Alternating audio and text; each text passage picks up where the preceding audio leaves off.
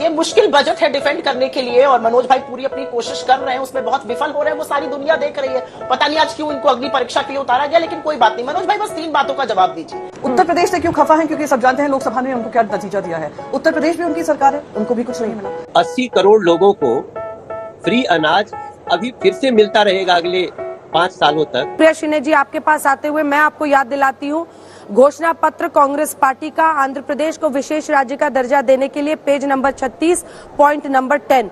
सवाल यह है कि चूंकि मोदी सरकार कर रही है इसलिए आपत्तिजनक है आंध्र प्रदेश को विशेष सहायता देना, बिहार को विशेष सहायता देना, या फिर चूंकि वो सरकार बचा रहे हैं। अब आपको जनता को कन्विंस करना है इसकी समृद्धि के लिए नहीं, कुर्सी बचाने वाला बजट है। और इसका मेंशन जरूर कीजिएगा जो मैंने पॉइंट बताया। आइए देखते हैं, मजा आएगा। जनता को हमें कन्विंस करने की जरूरत ही नहीं है, जनता तो देख रही है सरकार ने उनके साथ कितना बड़ा धोखा किया है। आप ही के पॉइंट से शुरुआत करती हूँ। आज भी बिहार को और आंध्र प्रदेश को विशेष राज्य का दर्जा नहीं मिला है। इसी मांग के साथ तो चंद्रबाबू नायडू जी अलग हुए थे, वही उनको पैसा पकड़ा दिया गया। ये 6 साल पहले भी किया जा सकता था। बिहार को लिख के कल बोला गया है सदन में, विशेष राज्य का दर्जा नहीं दिया जाएगा, ये लिखकर बोला गया है। ये कुर्सी बचाओ बजट है क्योंकि अपने घटक दलों को खुश करने की कोशिश है। जिन बैसाखियों के सहारे चल रहे हैं उनको खुश रखा जाएगा। बात तो सही है। भारत के शिक्षा के बजट को घटाने का दुस्साहस लगातार ये सरकार कर रही है। हर बार बजट घटाया जा रहा है और बार बार जो बजट में आवंटित होता है उससे कम खर्चा किया जाता है। पिछले साल आवंटित था 1,16,000 कुछ करोड़, खर्च हुआ 1,08,000 करोड़। स्वास्थ्य में इतनी बड़ी कोरोना की महामारी आई, डॉक्टरों की कमी है, नर्सेस की कमी है, मशीनों की कमी है, ओटी टेक्नीशियंस की कमी है। स्वास्थ्य पर आवंटित था 88,000, खर्चा हुआ 80,000 करोड़ से कम। कृषि की मैं अंत में बात जरूर करना चाहती हूँ क्योंकि हम कृषि बाहुल्य क्षेत्र है। खर्रे में जो लिखकर मिल जाता है उसको पढ़ देने से बजट थोड़ी अच्छा हो जाएगा। क्या बात कर रहे हो आप?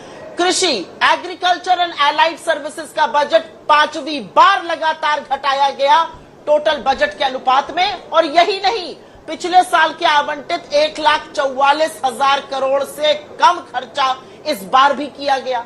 मतलब आप कटौती शिक्षा में, स्वास्थ्य में, कृषि में कर रहे हैं। कहां जाएगा ये देश? कभी किसी ने सोचा है? और एक अंतिम बात कर देती हूं, हम बहुत खुश हैं। हमारे घोषणा पत्र का तल्लीनता से अध्ययन किया है वित्त मंत्री ने, अच्छी बात है। कट कॉपी पेस्ट भी किया है, बहुत अच्छी बात है। लेकिन नकल में भी अकल की जरूरत होती है और इसलिए मैं कहती हूं हमारी पहली नौकरी पक्की थी। हमने कहा था हर डिग्री, हर डिप्लोमा धारक को 8500 रुपए प्रति महीना, मतलब 1 लाख रुपए साल का देंगे। चलिए ये 5,000 रुपए महीना देंगे, लेकिन ये इंटर्नशिप सिर्फ टॉप 500 कंपनियों में लगाएंगे। 1 करोड़ इंटर्नशिप टॉप 500 कंपनियों, मतलब हो गया हर कंपनी में 4,000 इंटर्न। आपके यहाँ भी इंटर्न आते हैं, 4,000 इंटर्न आप लोग ले सकते हैं। जो टॉप 500 कंपनीज होती है वो ऑटोमेटेड होती है, एआई होता है, मशीन लर्निंग उसमें जबरदस्त होता है। 4,000 इंटर्न लग सकते हैं, मतलब कॉपी पेस्ट भी थोड़ी अकल लगा के किया गया होता। ठीक, तो मेरा अपना मानना है अब आपका भी टाइम खत्म होता है।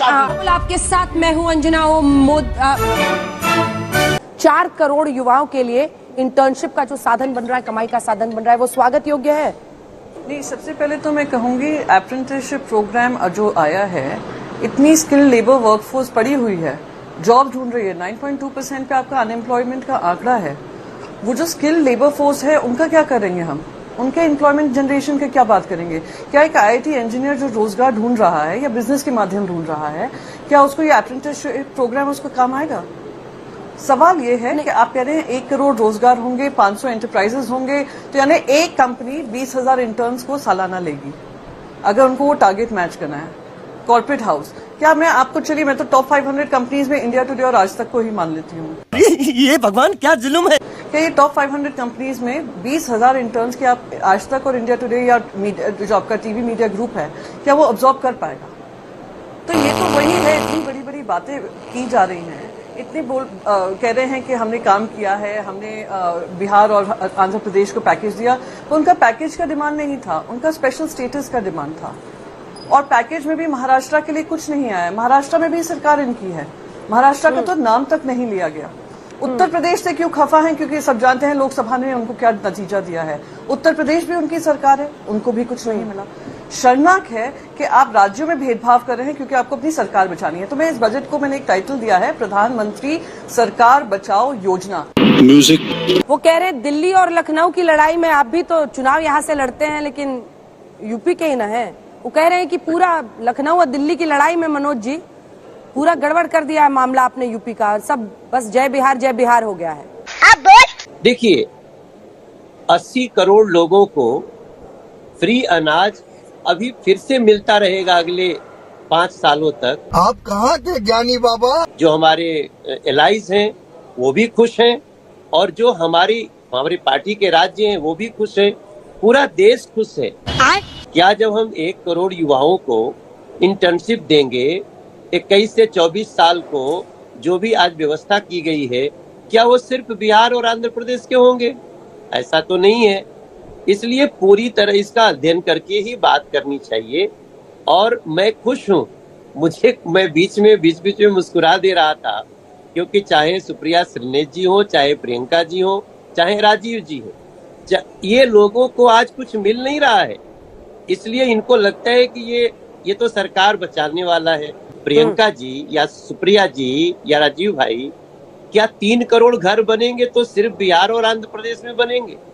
उत्तर प्रदेश में नहीं बनेंगे, महाराष्ट्र में नहीं बनेंगे। आज बहुत लोग बहुत खुश इस बात से भी है कि सांसद हैं बीजेपी के आप, और बजट वाले दिन आपको फील्डिंग के लिए उतारा गया है। ये भी अपने आप में बहुत दिलचस्प है। आपका गाना आजकल खूब चल रहा है ना, राजा जी वाला। हाँ, ये कर लो पहले। ये मुश्किल बजट है डिफेंड करने के लिए, और मनोज भाई पूरी अपनी कोशिश कर रहे हैं, उसमें बहुत विफल हो रहे हैं, वो सारी दुनिया देख रही है। पता नहीं आज क्यों इनको अगली परीक्षा के लिए उतारा गया, लेकिन कोई बात नहीं। मनोज भाई बस 3 बातों का जवाब दीजिए।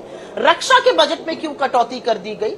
9.6% से घटा के 9.4% कर दिया गया। कृषि का बजट 3.25 से घटाकर 3.1 कर दिया गया। यही नहीं, आपने स्वास्थ्य का बजट घटा दिया, आपने शिक्षा का बजट घटा दिया। विकसित भारत हम कैसे बनेंगे? ये 6.5-7% की ग्रोथ से थोड़ी हम विकसित भारत बनेंगे। विकसित भारत हम तब बढ़ेंगे जब पढ़ेगा भारत और बढ़ेगा भारत।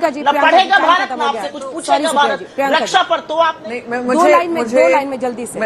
मैं तो मनोज जी से एक ही चीज कहूंगी, आप खुशी बनाते रहिए और जनता आपको 240 से 40 तक पहुंचा देगी। जरा सोशल मीडिया पे जाइए, आप ही के समर्थक कितना दुखी हैं, उनका दुख समझिए, जनता का दुख समझिए। बहुत हो गई मन की बात। अरे भाई एक रुमाल देना मनीष।